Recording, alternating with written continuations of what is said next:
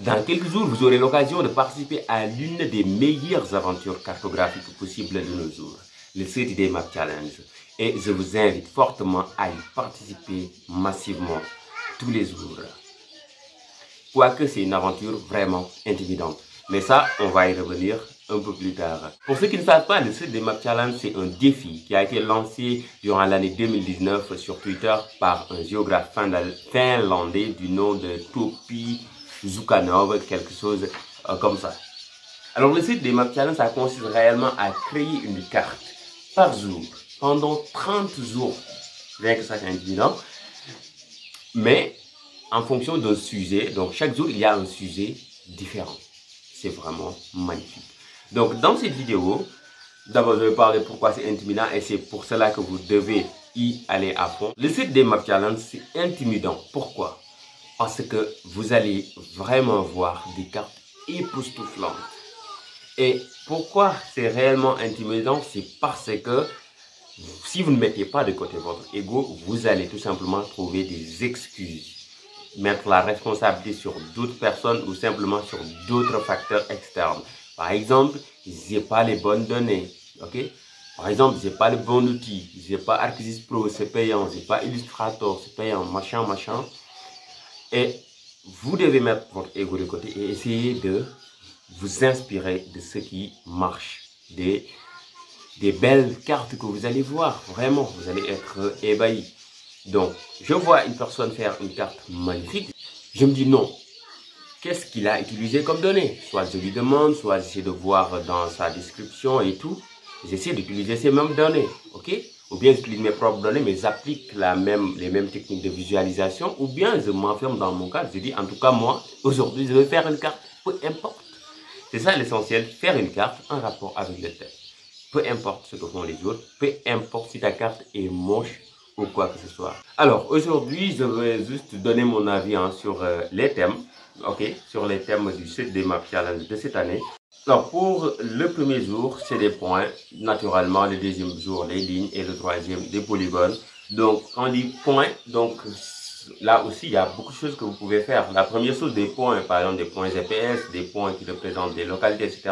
Vous essayez de représenter ça d'une façon originale. C'est-à-dire vous évaluez, comme je l'ai dit tout à l'heure, à partir de votre environnement, de votre propre niveau. Donc, je faisais ça d'habitude sur les points ou bien pour représenter des points. Alors, cette fois-ci, je vais essayer d'aller plus loin, je vais trouver une autre approche. Vous pouvez même prendre des polygones, etc. Mais vous faites une symbologie avec un remplissage de points, par exemple. Voilà, ça peut même être un seul point qui est magnifique, par exemple une île, des phares ou bien quelque chose comme ça. Voilà, la limite c'est votre imagination. Pour les lines, c'est à peu près la même chose, hein. Donc ça peut être des points, des polygones et vous faites une symbologie avec des lignes ou bien des lignes caractéristiques, par exemple une muraille, la muraille verte ou bien la muraille de Chine. Peu importe, hein. Donc trouvez, en tout cas essayez toujours d'innover à partir de ce que vous faites d'habitude. Ok, c'est ici. Et les polygones, voilà. Donc les polygones, c'est simplement les shapes que l'on a. Donc les bases ne vont pas faire grand chose, mais on peut même trouver un seul polygone et le faire pop entre guillemets. Donc le mettre en relief, voilà, pour qu'il soit vraiment magnifique. Ou bien vous trouvez plusieurs polygones et vous trouvez une façon intéressante d'innover.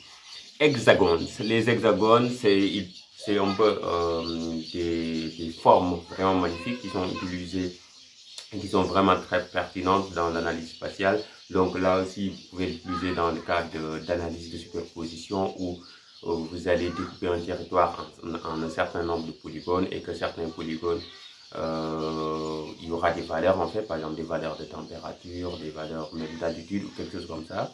Et donc, vous essayez de rendre ça magnifique avec des effets visuels. Jour 5, a journey. Bon, moi, ce que je pense, c'est-à-dire une journée. Donc, ça peut être votre journée typique ou la journée de votre chat, la journée de votre véhicule, la journée de votre chien, peu importe. Voilà, donc moi, l'idée que j'ai, par exemple, quand je me réveille le matin, souvent, qu'est-ce que je fais? Je prends mon cheval, je l'amène dehors pour qu'il le mange, voilà, pas tous les jours. Et souvent aussi, je lui cherche à manger pour le soir, je ramène ça à la maison Et vers 11h, quelque chose comme ça, je suis aussi sur moi. Donc, je me mets à faire mes travaux de cartographie et de système d'information géographique. Donc, je peux tracer des itinéraires qui vont au champ, qui vont un peu de l'autre côté, qui reviennent ou bien qui sortent, qui vont en ville, etc. Donc, voilà. À la limite, c'est votre imagination. Donc, rendez ça vraiment magnifique. Day 6, raster. Si je continue comme ça, est-ce que je vais terminer? Le raster, voilà. Donc, les rasters sont simplement des images, pour faire simple. Donc, ça peut être même une base map, un fond des cartes, ou bien un modèle numérique de terrain, une photographie aérienne, une vue satellite, etc. Donc, vous utilisez, par exemple, une image satellitaire de votre zone d'étude. Bon, disons, par exemple, moi, de mon village, et j'essaie de le rendre hyper intéressant. Ou bien même, je peux juste prendre une image assez pixelisée, ça peut représenter quelque chose, ça peut être intéressant dans un domaine. 7. Vintage style. Donc, un style vintage, je pense que ça dit tout. Donc, peu importe, je pense, la thématique, mais vous lui donnez un look vintage avec des couleurs qui reflètent ce look. Ok. Data HDX. Le HDX, je pense, j'en ai fait un tutoriel en 2021, c'est le Humanitarian Data Exchange. Donc, vous pouvez taper data, HDX Data et vous allez trouver des données, par exemple, sur le prix des matières premières, le prix des produits agricoles, plusieurs données sur la géographie humaine, notamment. Et donc, vous allez faire des cartes magnifiques avec ça. AI only, day 9. Bah, là, AI only, ça veut dire que vous utilisez l'intelligence artificielle only, uniquement. Bah, moi, ce que je pose, ChatGPT. Vous demandez à ChatGPT, à Dalid, ou bien à Midjourney, ou bien à Leonardo, etc. Fais-moi une carte du Sénégal qui représente le niveau de pauvreté. Ok? Fais-moi une carte de mon village, machin. Bon, je pense pas qu'il va réussir. Voilà, là, je pense que c'est l'idée qui va compter, parce que quand on parle d'IA, notamment de d'IA générative, donc ce qui comptera le plus, c'est le prompt. Ok, peut-être ça peut être aussi d'autres IA intégrés dans des logiciels SIG, mais j'ai vu only, ça veut dire IA uniquement. Donc, sinon, on pouvait utiliser la numérisation avec, je sais plus, le plugin de QGIS. Bah, alors, pen and paper. Pen et paper. Moi, j'ai pas de crayon. Pen, pencil. Ah, pen. Pen, c'est un stylo, c'est pas un crayon. Et un papier. Donc, vous prenez ça, vous tracez votre carte. Allez, je vais tracer une carte du Sénégal. Hop. Pardon pour le blasphème. Non, ça, c'est pas une carte. Il y a le Gambie qui est là. Et voilà. Je pense que j'ai une bonne carte du Sénégal et je colorie ça comme je veux. Je fais des zonages. Et voilà. Je pense que Diomaye va être content. Alors, pen and paper. Après, on a le D11, l'Arctique. Donc, on va aller jusqu'au niveau de l'Arctique. Donc, c'est au nord. Donc, le pôle nord même, on peut le cartographier parce que c'est dans l'Arctique. Donc, là, je pense que moi, si je faisais quelque chose, je vais mettre en relief la glace, les glaciers, ou bien les bases militaires, parce qu'il y en a tellement, les flux, bon, de certaines, de la flotte, la flotte, bon, je pense pas, oui, la flotte aérienne, peut-être, je sais pas, machin, les aurores boréales, voilà, AI only, Arctic, time and space, bah, là, ça va être vraiment dur, hein. Je pense que c'est quelque chose qui n'est pas mainstream, c'est-à-dire, là, vous cartographiez à la fois le temps, mais également l'espace-temps. Voilà, donc là, vous avez l'occasion de voyager à travers le temps, notamment, bon, je pense à la visualisation de phénomènes météorologiques, hein. Voilà, les données de maillage, par exemple. Donc, le Time Manager de QGIS, ça peut être hyper intéressant pour faire ça, ou bien vous utilisez d'autres outils comme Adobe Illustrator pour, voilà, faire des animations, etc. Un new tool. Je pense que, bon, pour retourner à 12, Time and Space, je pense que ArcGIS, je pense que ce sera le meilleur outil. Mais peu importe, avec votre outil, comme je l'ai dit, N'ayez pas de limites, ne trouvez pas d'excuses. Phrase a new tool, a new tool, un nouvel outil. Donc, c'est un outil que vous n'avez jamais utilisé, par exemple, moi, bon, ou bien que vous avez utilisé, mais dans une moindre mesure, par exemple, Adobe After Effects. Dans mon cas, je l'ai appris, j'ai fait une à deux visualisations que j'ai pas complètement terminé et tout. Donc, c'est toujours pour moi un new tool. Bon, je veux dire, oui, Adobe After Effects, voilà. Illustrator pour certains, Blender, etc., machin, ou bien vous trouvez un outil sur Internet qui permet de faire des choses intéressantes, même si c'est pas réellement la visualisation, même si c'est pour préparer vos données, nettoyer vos données, Map Shaper, GeoJSON.io, etc. A new tool, a world map. 14, une carte du monde. Une carte du monde. Ah, je pense que là, vous pouvez même faire une carte avec une projection orthographique. Ok, vous allez voir le globe, vous faites une carte du monde avec certains flux de matières premières, des flux de... J'aime les matières premières, pourquoi? Les flux de la flotte, encore une fois, les câbles sous-marins, ok, quelque chose comme ça. Les guerres dans le monde, même si vous pouvez revenir un peu toucher à time and space et voir un peu l'évolution de certains des conflits, etc. Les pays qui sont impliqués dans tel ou tel autre conflit, les pays qui ne sont pas impactés. Donc là, vraiment, c'est le monde, vous avez tout à table. 15, data, my data. Là, bon, c'est mes données, en fait. Je crée mes données. Bah, la façon la plus simple, c'est de collecter des données GPS. Donc, je pense que vous avez certaines applications, GPS Logger, Mobile Topographer, même Kobo Collect, vous pouvez avoir certaines données, vous pouvez numériser des données, ce sera vos propres données. OSM Tracker, vous pouvez traquer un peu, comme le cas de votre journée, un peu votre parcours, etc. Donc vous créez vos propres données et vous faites votre part. Je pense que là c'est à votre portée. Day 16, Day 16, Choropleth. Donc vous faites une carte Choropleth, une carte thématique complète avec une certaine palette de couleurs qui va vraiment refléter la spatialisation d'un certain phénomène. Et peut-être là vous allez mettre en relief certaines zones parce qu'elles sont un peu spéciales. Day 17, collaborativement. Donc là, je pense que il s'agit de collaborer. Là, je pense directement à Felt, parce que Felt a des fonctionnalités de collaboration voilà, extrêmement intéressantes. Donc, pourquoi pas appeler un ami, un collègue et vous collaborer en ligne même sur Felt ou bien sur d'autres outils de web mapping par exemple. Ou bien, ça peut être sur Q, je fais une carte, il fait un retour, etc. On se fait un call et on fait notre carte. Ça peut être vraiment une approche intéressante pour voir un peu ce que les autres pensent, l'avis des autres.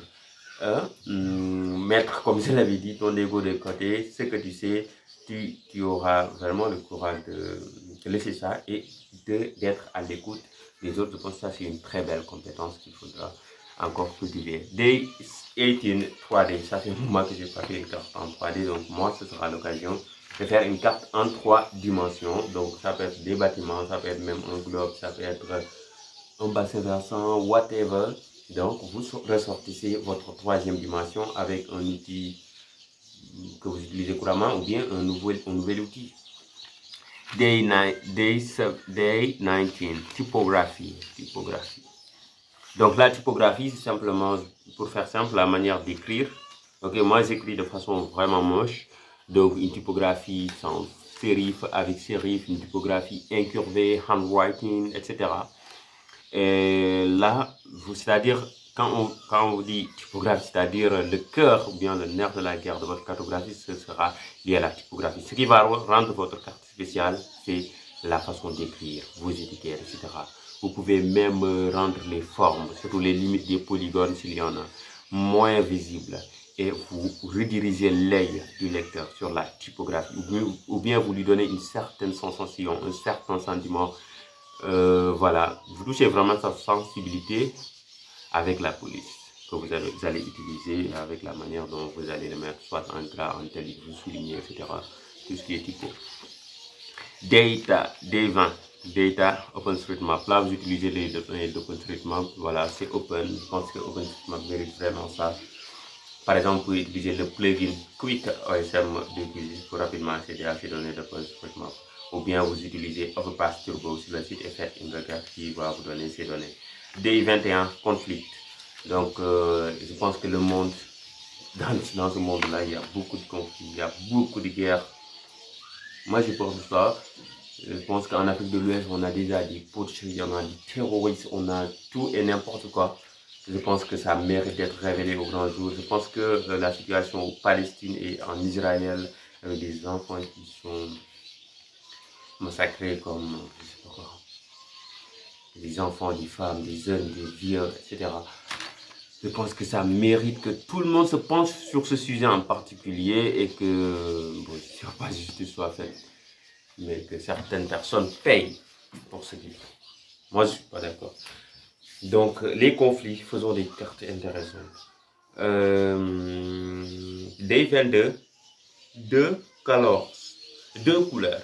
Donc, vous utilisez deux couleurs. Vous voyez, comme un peu, j'aime vraiment utiliser beaucoup de couleurs, souvent.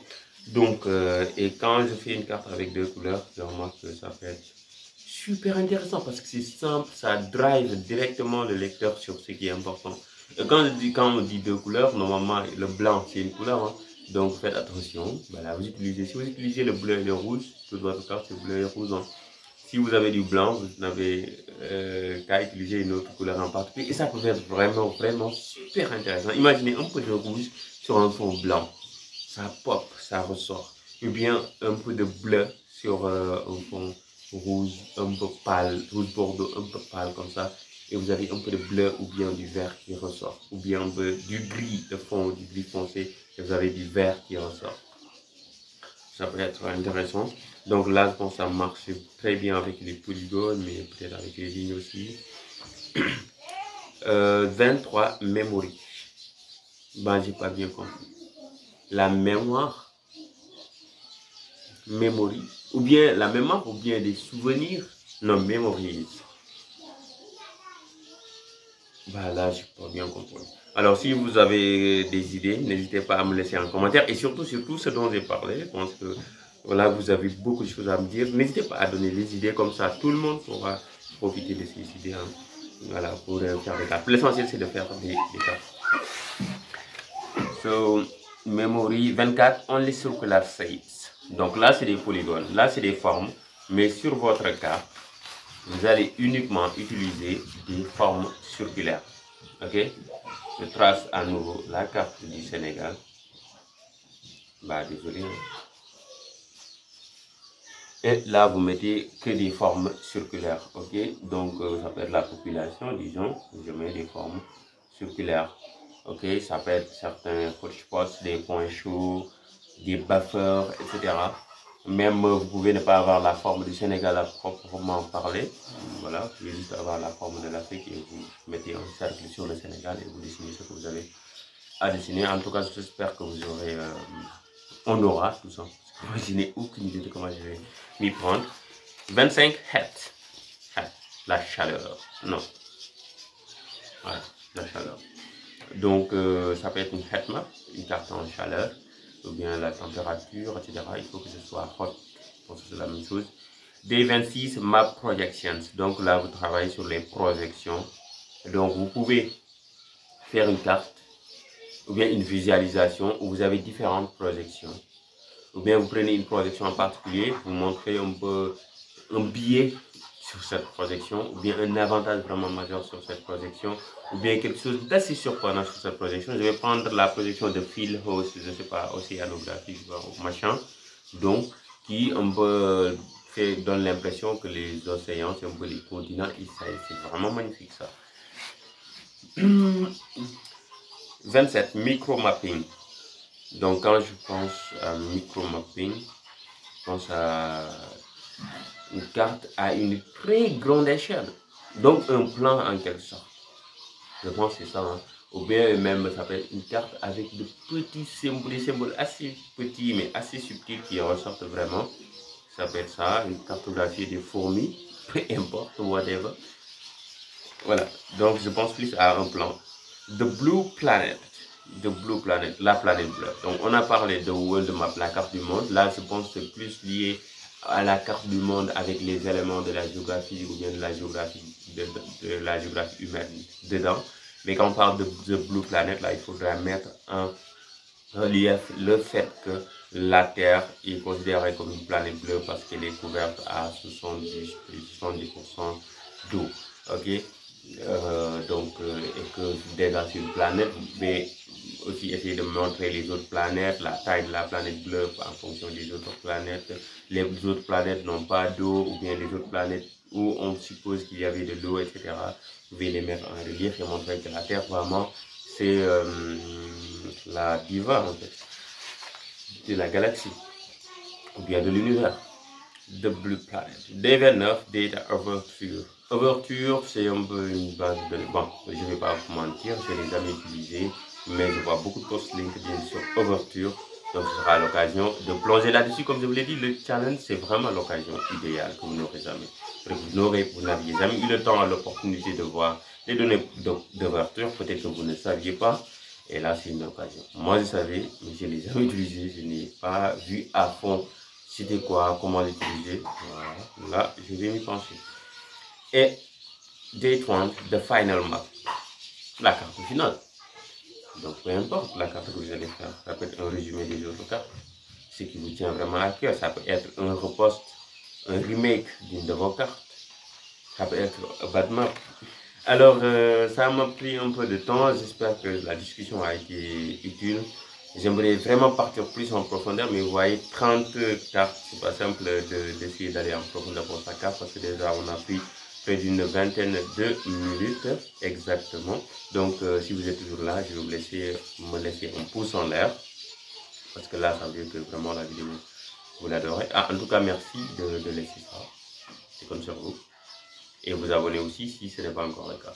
Et moi, je vais vous donner rendez-vous dans une prochaine vidéo. Et surtout, préparez bien pour faire une carte par jour, peu importe la carte.